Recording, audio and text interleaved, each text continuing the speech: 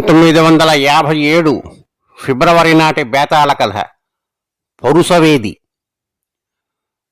పంతంగల విక్రమార్కుడు చెట్టు వద్దకు తిరిగిపోయి శవాన్ని దించి భుజాన వేసుకుని మౌనంగా శ్మశానం కేసి నడవసాగాడు.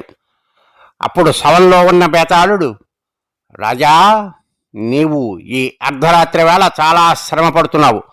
నీ శ్రమ పోగొట్టడానికి ఒక చిన్న కథ చెబుతాను విను అంటూ ఈ విధంగా చెప్పసాగాడు. ఒకప్పుడు మరాళ దేశాన్ని సుకేతుడు అనే రాజు పరిపాలించేవాడు. ఆయన చాలా పరాక్రమవంతుడే, కానీ ధనవంతుడు కాడు. 12 ఏళ్ల పాటు కరువు వచ్చి మరాళ దేశం అతి బీద దేశం అయిపోయింది. అందుచేత సుకేతుడు తన రాజ్యాన్ని విస్తరించుకోలేకపోయాడు.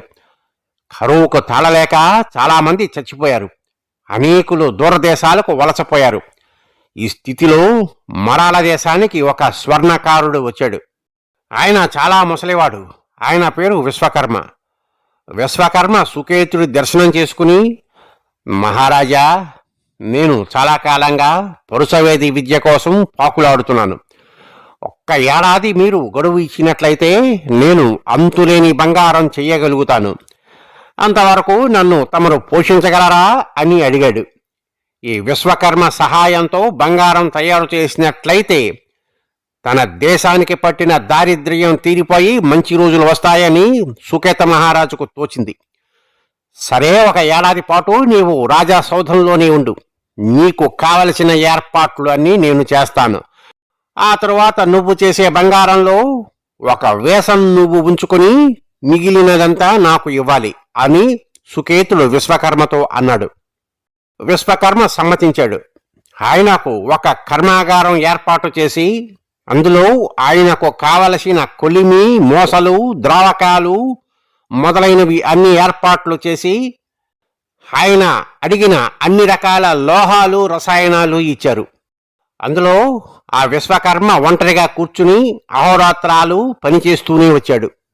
వారాలు, నెలలు గడిచాయి. ఆయన అవసరాలన్నింటికీ రాజుగారు పుష్కలంగా డబ్బిస్తున్నారు. కాలం సుఖంగా వెళ్ళిపోతున్నది. చూస్తూ ఉండగానే ఏడాది పూర్తి అయ్యింది. ఆఖరు రోజున విశ్వకర్మను రాజు తన దగ్గరకు పిలిపించి, ఏమయ్యా, నువ్వు పరుసవేది తయారు చేయటం ఎంతవరకు వచ్చింది అని అడిగాడు.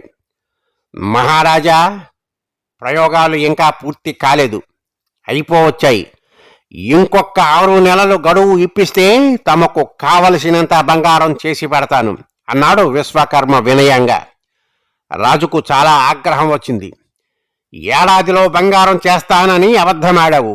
అయినా ఈసారికి నిన్ను క్షమిస్తున్నాను. 6 నెలల లోపుగా నువ్వు బంగారం చెయ్యలేని పక్షంలో నీ తల కొట్టించి కోట గుమ్మానికి కట్టిస్తాను. జాగ్రత్త. నీ మీద ఎంతో ఆశలు పెట్టుకున్నాను. దేశానికి దారిద్ర్యం తీరిపోతే సైన్యాలను సమకూర్చి చుట్టుపక్కల ఉన్న రాజ్యాలనన్నింటినీ జయించి చక్రవర్తిని అవుదామని అనుకున్నాను.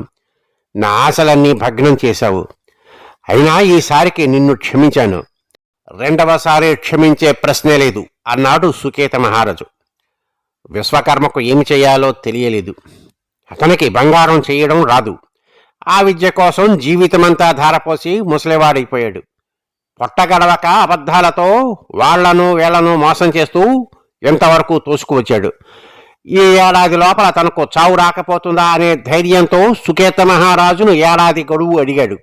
కానీ చావు రాలేదు. బలవంతపు చావు చావటం విశ్వకర్మకు ఇష్టం లేదు. ఇప్పుడు తనకు ఇంకొక 6 నెలలు గడువు దొరికింది. కానీ ఆ తరువాత ఏమి చేయాలో ఆ ముసలివాడికి బోధపడలేదు. అతడు అక్కడి నుండి పారిపోదామని చూశాడు, కానీ సాధ్యపడలేదు. రాజు ఆయన వెంట రాత్రింబగళ్ళు భటులను కాపలాగా ఉంచాడు. రాజుగారు అన్న మాటలు ముసలివాడి చెవిలో గింగురుమంటూ ఉండేవి. ఆయన తనకు బలవంతపు చావు తప్పదని నిశ్చయించుకున్నాడు. 6 నెలలు గడిచాయి. విశ్వకర్మను రాజుగారు పిలిపించి, బంగారం సంగతి ఏం చేశావు అని అడిగాడు. మహారాజా, బంగారం చేసే గీత నా చేతిలో లేదు. నాకు బ్రహ్మ 1000 ఏళ్లు ఆయుర్దాయం ఇచ్చినా నేను బంగారం చెయ్యలేను అన్నాడు విశ్వకర్మ నిర్భయంగా. ఇందుకుగాను నేను నీకు విధించబోయే శిక్ష తెలుసు కదా అన్నాడు సుకేత మహారాజు కోపంగా. నన్ను ఏలినవారు శిక్షించనవసరం లేదు. బంగారం కంటే కూడా మీకు ఎక్కువగా పనికి వచ్చేది, మేలు చేసేది కనిపెట్టాను అన్నాడు విశ్వకర్మ. ఏమిటది, వెంటనే చెప్పు అన్నాడు రాజు అనుమానంతో. వెండి. అది మామూలు వెండి కాదు, కొన్ని మూలికలతో శుద్ధి చేసిన వెండి. దానివల్ల నాకేమి లాభం అని రాజు అడిగాడు. మహారాజా, ఆ వెండితో రేకు తయారు చేసి తమ కరవాలం పిడికి తొడుగు తయారు చేస్తాను. ఆ కరవాలం తమరు చేతబట్టినట్లయితే ఎంత బలమైన శత్రువు కూడా దానికి ఆహుతి అయిపోవలసినది. మీకు కావలసిన బంగారమంతా అది సంపాదించి పెడుతుంది అన్నాడు విశ్వకర్మ. నన్ను మరొకసారి మోసగిస్తున్నావా అని రాజు అడిగాడు. మహారాజా, తమరిని మోసగించి నేను ఎక్కడికి పారిపోగలను? నేను తయారు చేసిన వెండికి అలాంటి ప్రభావం లేదని తమకు తోస్తే అప్పుడే నా తల తీయించండి అన్నాడు విశ్వకర్మ. రాజు సమ్మతించాడు. విశ్వకర్మ రాజుగారి కరవాలం తెప్పించి దాని పిడికి ఒక వెండి తొడుగు తయారు చేశాడు. రాజుగారు ఆ కరవాలానికి పెద్ద ఎత్తున ఊరేగింపు, పూజలు, ఉత్సవాలు చేయించాడు. విశ్వకర్మకు ఒక జాగీరు బహుమానంగా ఇచ్చాడు. ఈ వార్త నలువైపులా పాకింది. చుట్టుప్రక్కల రాజులు కొందరు భయపడసాగారు, మరికొందరు ఈ వార్తలను నమ్మలేదు. ఆ విశ్వకర్మ ఎవడో చాలా తెలివైన ఘటం, సుకేత మహారాజును గొప్పగా మోసగించాడు అని అనుకున్నారు. త్వరలోనే సుకేతుడు తన కొద్ది బాలాలను కూడగట్టుకొని పురుగురాజ్యం మీదకు యుద్ధానికి బయలుదేరాడు. పురుగురాజు తన మంత్రులతో ఆలోచన చేశాడు. మహారాజా, సుకేతుడు తన కరవాలాన్ని నమ్మి కొద్ది బలంతో మన మీదకి వస్తున్నాడు. మనం భయపడవలసిన పని లేదు, యుద్ధానికి సిద్ధం అవుదాం అని కొందరు మంత్రులు సలహా ఇచ్చారు. ఆ కరవాలంలో ఏదో మహిమ లేకపోతే అంత కొద్ది సైన్యంతో మన మీదకు యుద్ధానికి రావటానికి సుకేతుడు వెర్రివాడు కాడు. ఆ కరవాలం శత్రుకంఠం కుయ్యక విడవదని అందరూ అంటున్నారు. బ్రతికుంటే బొలుసాకు తినవచ్చు. మహారాజా, సుకేతుడితో సంధి చేసుకోండి అని మరికొందరు మంత్రులు చెప్పారు. పురుగురాజు బెదిరిపోయాడు. ఆయన దోతలను వెంటబెట్టుకుని సుకేతుడి శిబిరానికి వెళ్ళాడు. సుకేతుడు తన చేత కరవాలం పట్టుకుని నిలబడి ఉన్నాడు. ఆ కరవాలంలో మృత్యుదేవత ఉన్నట్లే కనబడింది పురుగురాజుకు. ఆయన సంకోచించకుండా సుకేతుడికి సామంతు కావటానికి సమ్మతించాడు. సుకేతుడు అతడి దగ్గర కప్పంగా చాలా ధనం వసూలు చేసి దాన్ని తన సైనికులకు పంచాడు. అది మొదలు సుకేతుడు ఎక్కడా అపజయం ఎరగడు. కొందరు రాజులు మూర్ఖించి సుకేతుడితో యుద్ధానికి తలపడ్డారు. కానీ సుకేతుడు కత్తి ఎత్తి వస్తూ కనిపించేసరికి సైన్యాలు చెదిరి చంద్రవందగా పారిపోవటము, పరాక్రమవంతుడైన సుకేతుడు శత్రురాజుతో కలయబడి చంపటము జరిగింది.